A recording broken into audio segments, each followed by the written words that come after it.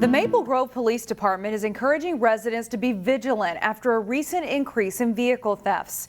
As Sonia Goins reports, it's a disturbing trend that's occurring in several cities here in the northwest suburbs.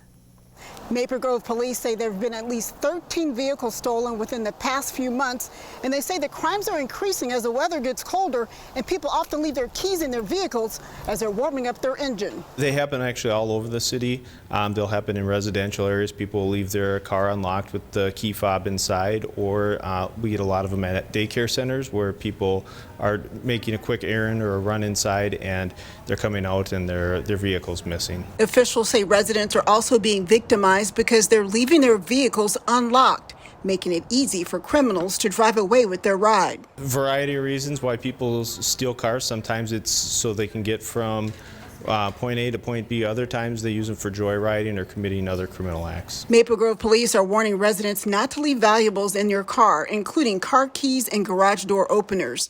They say it's also a good idea to lock your vehicle and close your garage door. Sonia Goins, CCX News. Crystal, Brooklyn Center, and Brooklyn Park police officials say they have also seen an increase in vehicle thefts within the past few months. The suspect accused of shooting and killing a youth baseball coach on Highway 169 in Plymouth will no longer be able to call people from jail except for his attorney.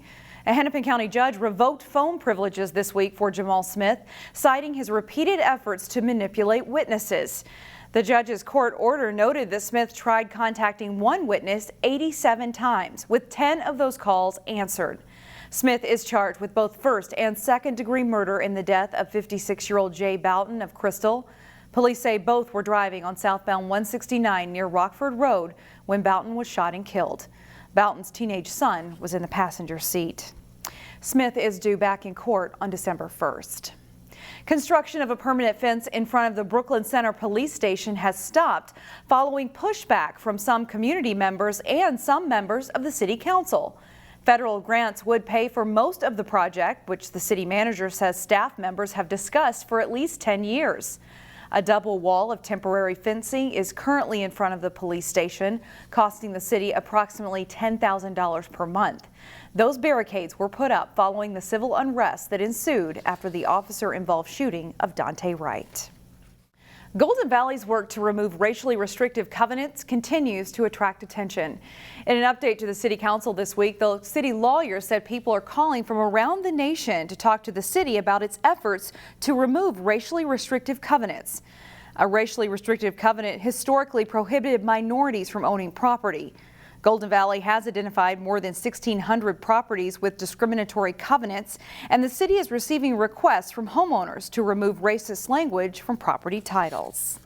Thanksgiving is fast approaching, but if you're not a fan of cooking up a big meal on your own, you're in luck. A number of local restaurants are offering to do the cooking for you. But as Delane Cleveland reports, this year's Thanksgiving feast is getting a slight price hike. We got a good crew with D'Amico. The catering kitchen at Edinburgh, USA is a relatively quiet place in the middle of the week. But executive chef Alex White knows it won't be like this next week. We're hoping to be extremely busy. Coming off of COVID and last year, it's going to be one of our first times doing our buffet again since I think 2019. So we're hoping for around 300 reservations. White and his sous chef Bruce are in charge of preparing a Thanksgiving buffet in the Edinburgh Clubhouse. It's a way for people to enjoy all of the traditional food without the usual hassle. If you come join us for a buffet, it's a full spread, and all you have to do is walk in the door and sit down and grab your plate. Yet, unlike other years, 2021 comes with some unique challenges. Right now, we're trying to go through the process of locating enough product for our reservations for 300. Supply chain issues are one concern, but whether you're an executive chef or someone planning to cook up a feast at home, rising prices are also something to keep in mind. According to the U.S. Bureau of Labor Statistics, the price of food at home is up nearly 5.5% over the last 12 months, while the latest Consumer Price Index shows a nearly 12% increase in the price of meat, poultry, fish, and eggs. We've seen increased costs, supply chain issues. Most of those are kind of subsiding a little bit. I think we were able to keep our buffet at a very reasonable price still. This year's buffet comes with a price tag of $34.95 for adults, a slight increase from 2019 when it was $29.50. Other local restaurants offering Thanksgiving meals have also had to up their prices. It's a new reality with inflation at a 31-year high. But at Edinburgh, White says they'll be good to go. We're eager for it and we're definitely ready. In Brooklyn Park, Delane Cleveland, CCX News. A number of other local restaurants are offering up Thanksgiving meals this year. You can find a list on our website at ccxmedia.org. As the weather turns cold, local police departments have been collecting coats.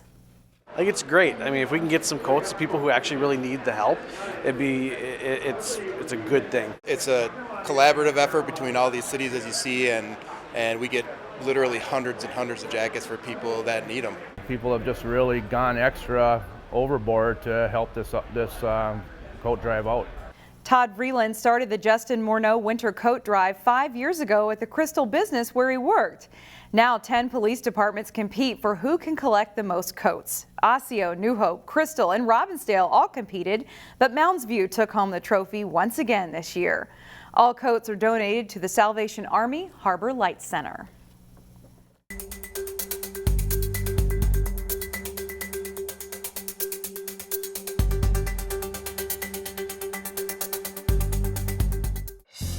Find more local news stories at ccxmedia.org and follow us on social media.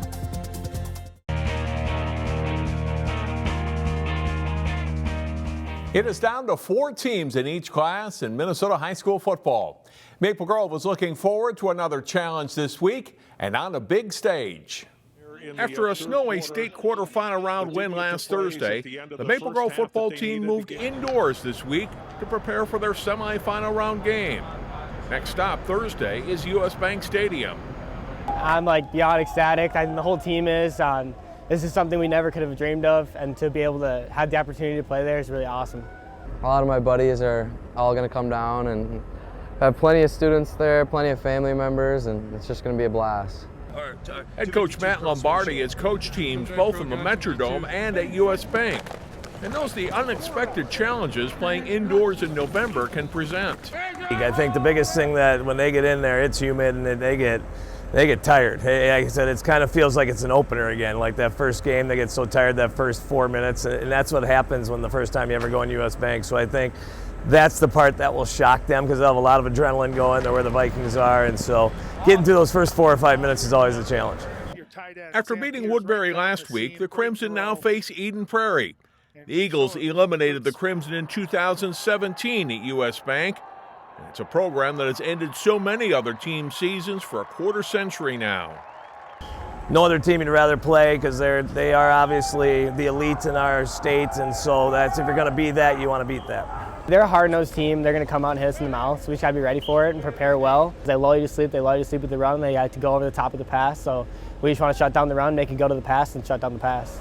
We kind of know their reputation, right? They're a hard-nosed team, like to run power and counter and just shove it down your throat, kind of. And so we're going to have to play hard-nosed football to beat them realistically. There you go, good.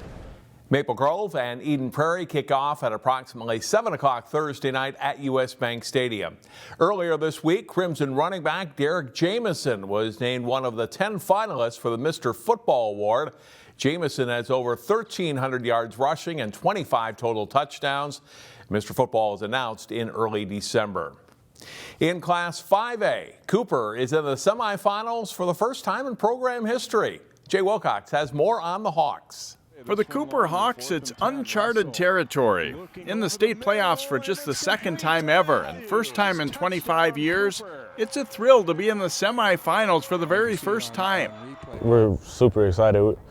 This has been a goal since the beginning of the year, and we're happy that we can achieve it. Just the amount of support we've been getting over the years has been amazing. Been here 12 years, and just every year you watch the support for our community get stronger and stronger. I think by doing what our young men and women did on Saturday, it just takes it to a whole different level. Getting to the Final Four wasn't easy. The Hawks trailed Alexandria 17-7 at halftime of their Class 5A quarterfinal game Saturday before rallying in the snow to win 21-17. It showed them nothing is given easy. We started off a little slow first half. We were definitely battling the weather in the second half, but we went in at halftime, told us it's either win or go home, so we all put it together. Everybody gave their full effort and we came out with a dub. I think our kids went out there knowing our game plan, knowing what the expectations were, but we're a little jittery. Went in at halftime and really just talked about how lethargic I felt that we were playing, that we're better than that. Next up for Cooper, a tough Matamidi squad. They played just like Spring Lake Park. They're going to come heavy on the run game, but our defense, our D-line is ready to stop it. They got a lot of skills. They got size, definitely got size, like to physical, but we just got to come out and do what we do. They've been building toward this moment for 12 years since Willie Howard took over as Hawks coach. Now it's time to get after it in the state semifinals. Jay Wilcox, CCX Sports. Thanks, Jay. Cooper and Matamidi are scheduled to kick off at 2 p.m. Friday at U.S. Bank Stadium. You can watch tape-delayed coverage of the game Friday night at 7 o'clock on CCX1.